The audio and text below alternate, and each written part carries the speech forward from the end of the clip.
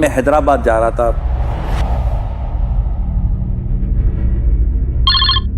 تو مجھے میرے ایک جاننے والے کا فون آیا، عمران وہ سیلری لے کر گاڑی جا رہی تھی،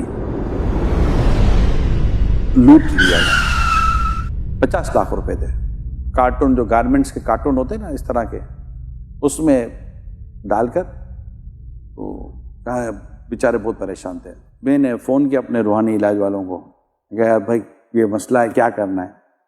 تو کہا کہ آپ ہمارے اسلام بھائی نے کہ کس جگہ پر ہوا تھا؟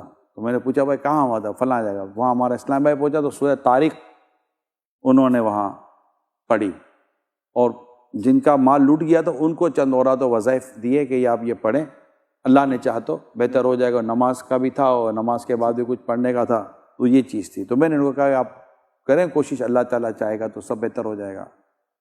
سلمان بھائی راستے میں ابھی تو میں جا ہی رہا ہوں، مجھے کو فون آیا کہ جی، بولا بھائی ابھی نماز سے فارغ ہوا ہوں، وظیفہ ختم کیا، مجھے فون آیا پیسے مل گئے عمران۔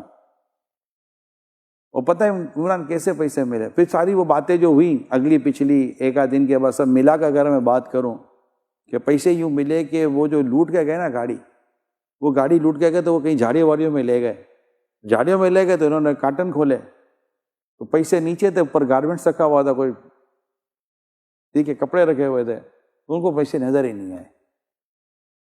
ایسے وہ پولیس کو بھی رپورٹ ہو گئی تھی، پولیس نے گاڑی دریافت برآمد کر لی، وہ تو چھوڑ کر چلے گئے گاڑی، پولیس نے گاڑی برآمد کر لی، تھانے لے گئے تو اس میں تو پیسے تھے، پولیس والوں نے فون کیا اور سارے پیسے دے دیے۔ مجھے پھر ان کے جن کے یہاں سارا واقعہ ہوا تھا ان کے خاندان والے کہہ رہے ہیں یہ تم لوگوں نے کیا کرا؟